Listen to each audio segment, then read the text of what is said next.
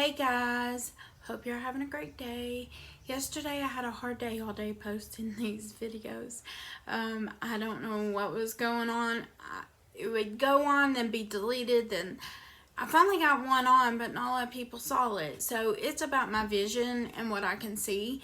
And I've gotten a lot of people asking me about that, and a lot of people are very interested in the amputation. So I'm going to focus on those two things, but not a lot of people saw that video. So if you didn't see it, go check it out. It's going to be the one before this one. I tried to repost it this morning. I don't know if it did it, but tried. I want to thank everybody for the prayers for my mom. She did get in the MRI today. Me and my family were very claustrophobic. And my aunt, I think a cat's decided to join me. It's Pixie. She's up on the top of my wheelchair. They love to ride my wheelchair.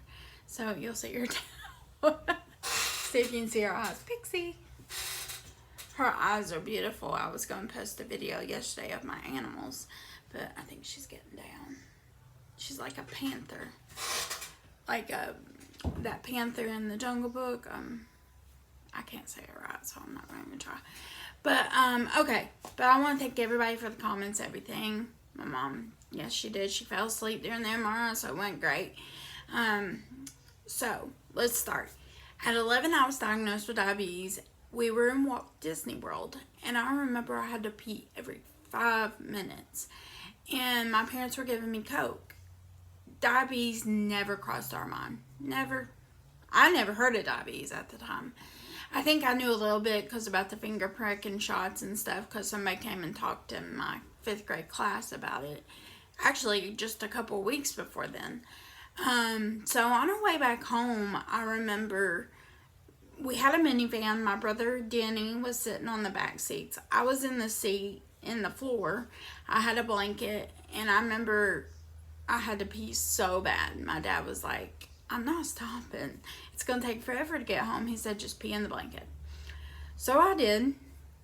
The next day, we went to the doctor, and diabetes never came up.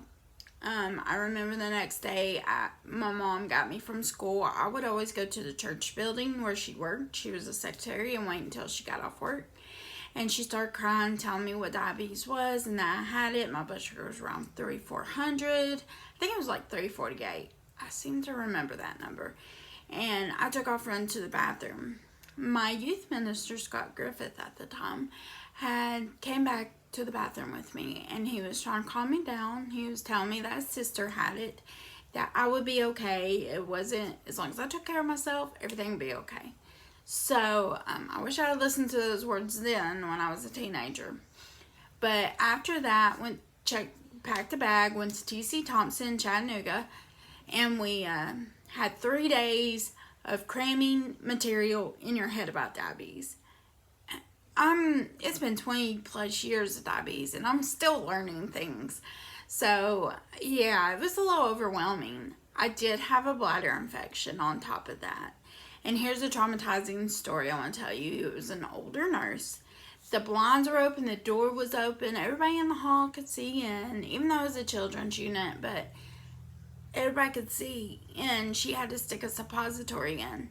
I had never experienced anything like that at the time, and my mom was pretty irritated with her, but I always remember that story. I was so traumatized. I remember watching videos on it. We went home, went to the doctor a lot. For the probably first year or two, I did great. My HbA was 7. If you don't know what an HbA1c is, it's basically where 3 months average of your blood sugars. You want it 7 or below. They usually like it 7. So, for me, I've got to keep my blood sugars between 70 and 180. It's different for different people.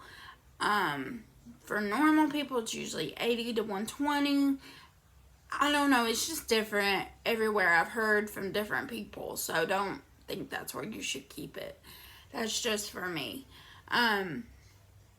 So I didn't start out with shots. I was given glucophage, the pill form, for about a year, and then I had to go to shots because it just, even though I was making a little bit of insulin, it just was not working. But when I turned 15 or 16, that all changed. I rebelled. I stopped checking my blood sugars. My blood sugar would shoot up to 400, 500. I didn't care. I didn't feel the effects of it then. It didn't make me feel bad. And then I had heard my doctor casually mention this to try to get me to stay away from keeping it high. But he said, your blood sugars, if they're high, you'll lose weight. I kept them intentionally high on purpose because I wanted to lose weight, and I did lose weight. I remember before my junior prom, I just kept it high on purpose, and I lost a lot of weight. I looked good in my prom dress, so like I said, I didn't take care of myself. My HbA1c was in the double digits, which is very embarrassing for me to say, and it has been for a long time. Not until recently have I gotten it to where it's really good, and it still needs a little bit more work. But I'm getting there. I'm eating better. I'm doing all that. But I just wanted to start that out and I will pick up. That probably gets me until the age of 21. And then after that, you'll hear about the abscesses, the amputations, the dialysis, and all that. And I'm going to break it up because I think all of it at once is too much. So, if you have any questions, email me. I'm more than happy to answer them. I hope y'all have a great weekend. I'll probably still post through the weekend. If I'm posting too much, let me know and I will back it back. I don't know if this is too much every day or not. But I hope y'all have a great day, and I will talk to y'all soon. Bye.